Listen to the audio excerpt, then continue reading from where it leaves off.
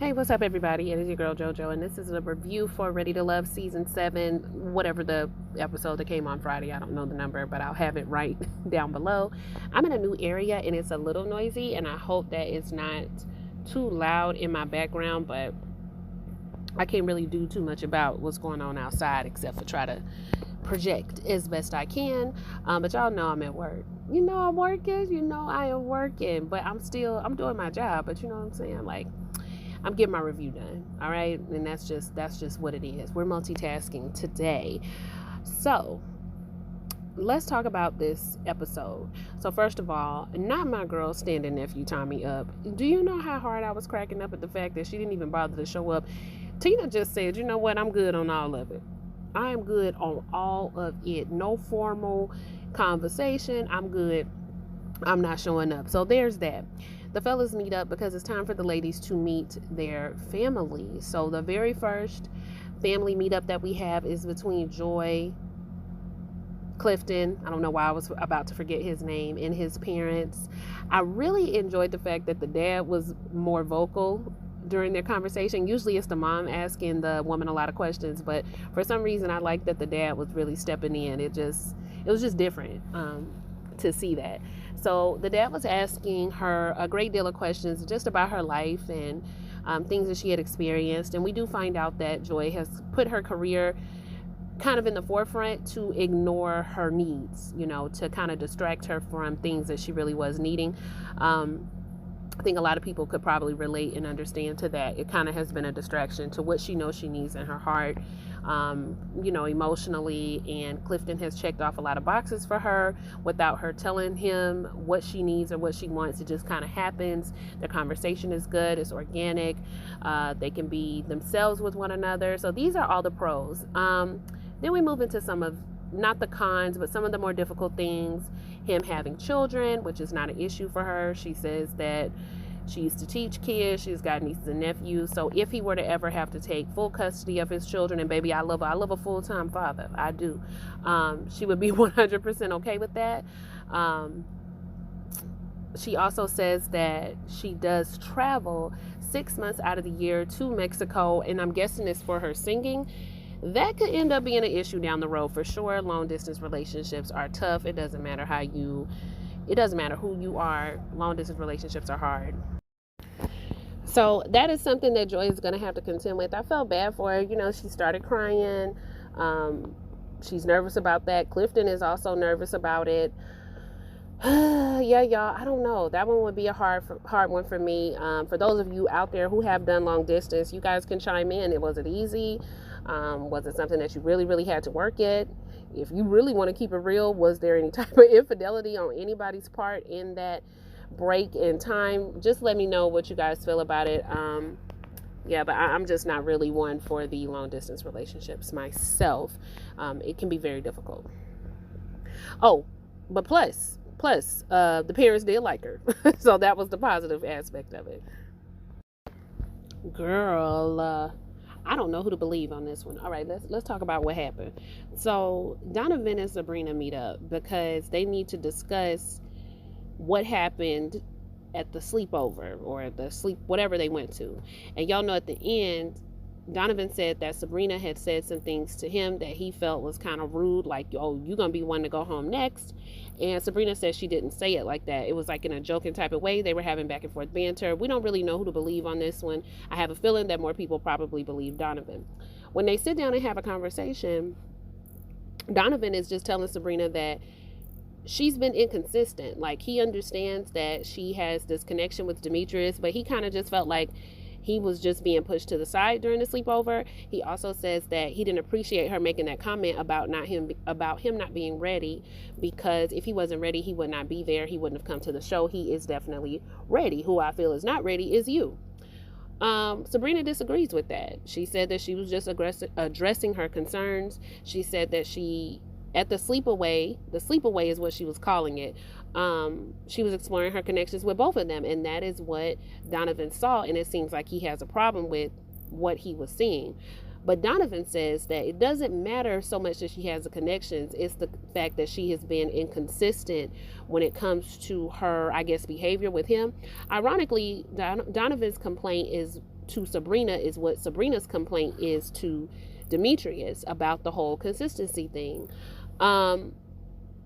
Sabrina just feels like he's being petty, and he's upset that she has interest in two people and that his ego cannot handle it, while Donovan just feels like Sabrina is just outright lying about things that were said between the two of them, including the fact that he said he was going to choose Carmen if Sabrina wasn't going to act the way that he needed her to act. And so that's why she kind of was putting her time into Demetrius, because that's what you said. You said you were more connected with Carmen, to which Donovan says that that's an outright lie. I really don't know who to believe with these two. It seems like the conversations that they have in private, they're both kind of telling on each other, if that makes sense. But each time it comes out, both of them kind of say that it wasn't like that. You get what I'm saying? I don't really know. But I will always agree that somebody coming just fresh out of a divorce, I would be nervous about. I'm never going to hold that in. That's true. However, Sabrina, again, I noticed last episode, she seems to want something from the gentleman that she herself, I don't know if she's necessarily giving. She might be giving it to Demetrius, but I don't know if she was giving it to Donovan, because it doesn't sound like she was matching his energy on the consistency side. I don't know. I'm still in the process of watching it though, so we're gonna see what happens. But what do you guys? How are y'all feeling about Sabrina thus far? Do you feel like she's just being? Do you feel like she's lying, or do you feel like Donovan's not telling the truth? Now he was doing a lot of eye rolling, and he was doing a lot. You could definitely tell it was upsetting him. But what do you guys think about Sabrina and Donovan? Okay, so Paul and Dakia meet up because Paul wants to address the comments that were made, and the kind of, back and forth that happened between Carmen and Dakia. And he says that he really did not mean it like that. He didn't say those things in the way that Carmen was saying it. Dakia really doesn't care. She doesn't believe a word that comes out of Carmen's mouth, because she believes that Carmen is still mad that Eric had to go home, and that she was mad at Dakia about that. So she doesn't really care. I'm still thinking about curves made in the gym versus purchased. But I'm gonna leave it alone. Let me stop being messy. He says that he's not really even sure about Carmen anymore. She comes off as superficial and jealous, and he's not sure if that is a woman that he wants to spend time with, to which Dakia lets him know, if you want to spend time with her, and if that's what you want, then I'm definitely not the woman for you anyway. So P.O. says that, I called him the P.O., says that he wants to spend more time with Dakia. He wants Dakia to meet his family. I think it's a good thing. I'm glad that Dakia has interest. I'm rooting. I like Dakia. I just wonder if it's too little too late on this whole connection with her and Paul.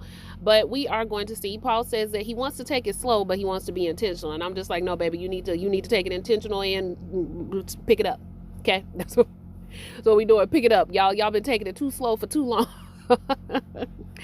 But yeah, they're gonna go out, and so we'll see that coming up next. But before that, we have Carmen meeting Donovan's mother. Carmen came in her Sunday's best and brought flowers for the mother and brought flowers for Donovan as well. The mama, I don't want to hurt too much on mama, because I know how folks get about their mama. I know how I am about my mama. But I'm gonna just say, the mama, I don't really do them feisty, nobody's good enough for my son mamas. That is, sometimes I don't know if I want to be involved in that, if that makes sense. Those moms can tend to be a little overbearing and in the business, but she turned out to be all right in the end. I can see why Donovan liked Carmen. I'll just put it like that. Mama's feisty.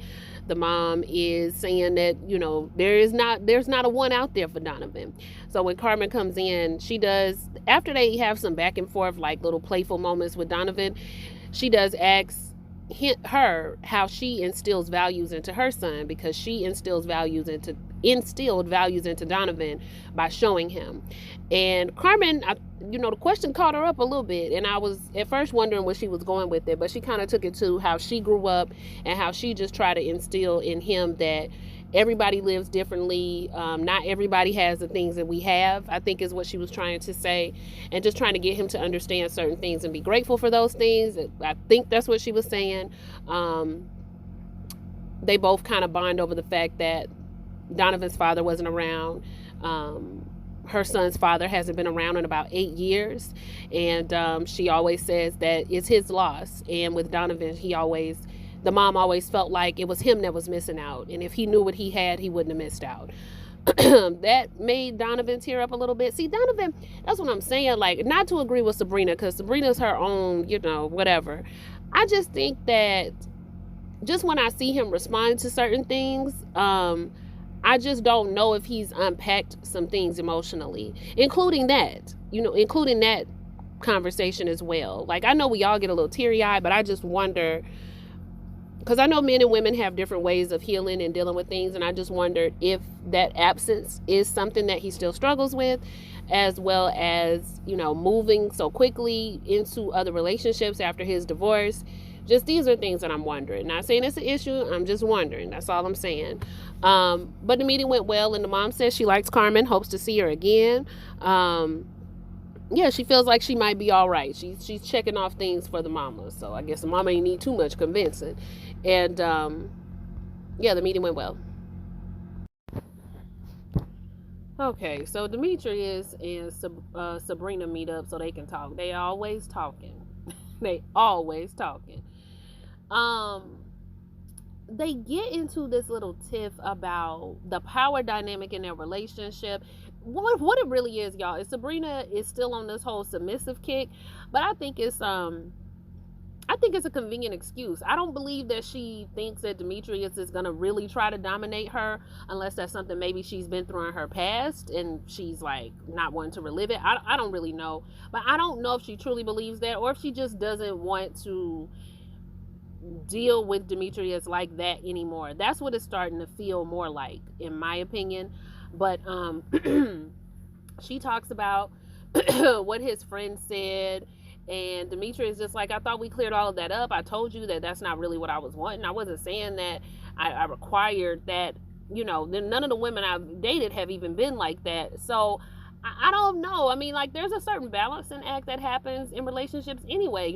Sometimes you're more dominant in areas, and sometimes the male is more dominant in areas. Like, listen, if you wanted somebody that was going to let you run the show, you should have stayed with Tori, and that's what I said. Tori was more her speed as far as the type of woman she wants to be in a relationship, but she didn't choose Tori. She is rocking with Demetrius. So now she's saying that she does not want to meet his family. I just don't feel like we're there.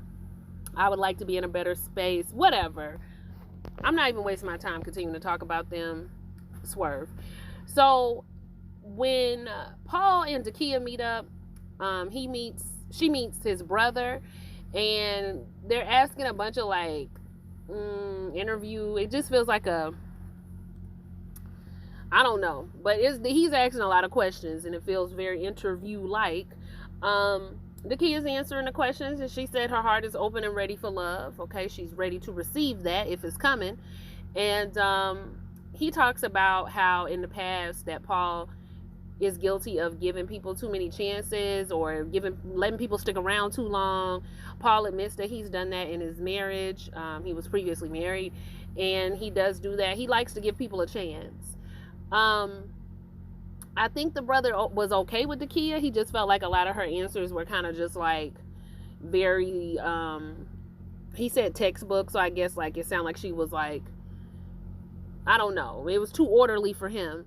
And Paul does agree that it may have come off like that, but he just doesn't understand Dakia, and he's hoping over time that she'll be more vulnerable. I just don't think he should hope for that. I don't see that in the two of them. I think Dakia would like to give it a shot and not just shoot Paul down, but I just don't feel that type of connection with the two of them. But you guys can let me know what you think. All right, we're about to hurry up and end this review. I don't know what kind of game Sabrina thought she was playing. You know what's interesting about Ready to Love? These past 6 seasons, I think I said season 7 when I started the review out, but 6 seasons, the women have started to transform into playing the games that the men originally started out playing in season 1. And it reminds me of the conversation that I was having with one of my male friends. I was like, women,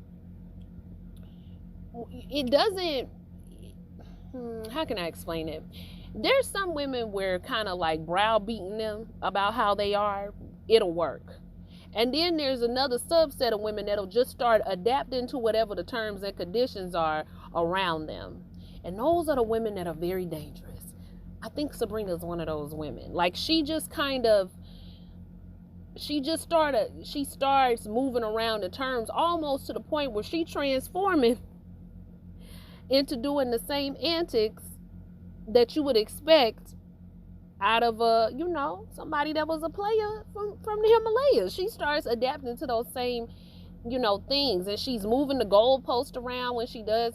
Okay, so they get to the gentleman's lounge. They have a conversation about their meetups. I personally believe that Nephew Tommy believes that Paul is just trying to stick it out to the end, and he probably is. But Nephew Tyler Perry says, when do you care if people are trying to stick it out to the end? This is the first time I've ever seen you call that out, and it's happened on every season where somebody is just trying to stay to the end. But whatever.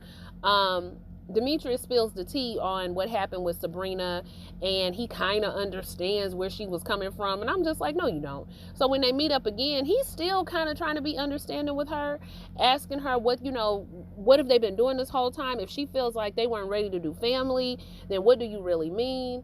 And she says that when it comes to her family, her dad only want to meet people if they're about to get married. This is very interesting. This sounds like you come from a traditional type father, but you really about to fight about some submission. I'm confused. I personally think Sabrina just wanted to come on here and play games. I think Sabrina likes to be chased.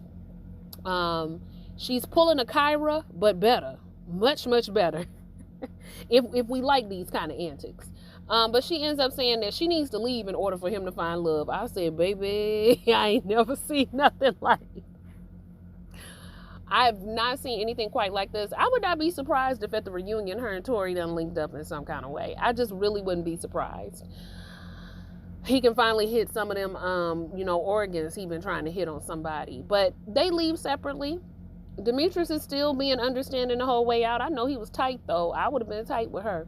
You did all this for what? I could have been spending my time with somebody else. But you wanted me to give my all to you for what? You to do this in the end? That's why I didn't give it.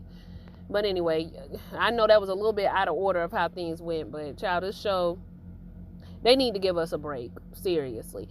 And then what makes the show even more frustrating is, why is it when people get off the show, they can't just go on somewhere? Like, I don't want to see people from season 4 and season 5 still doing interviews. I no longer care about what's going on with y'all. The new season come out so quick that I done already forgot who was on season 5. Almost. But every time I type Ready to Love into YouTube, all I see is multiple interviews of all these people. Anyway, y'all, they need to give us a break. But like, comment, and subscribe. I'll see y'all for the next video. Bye.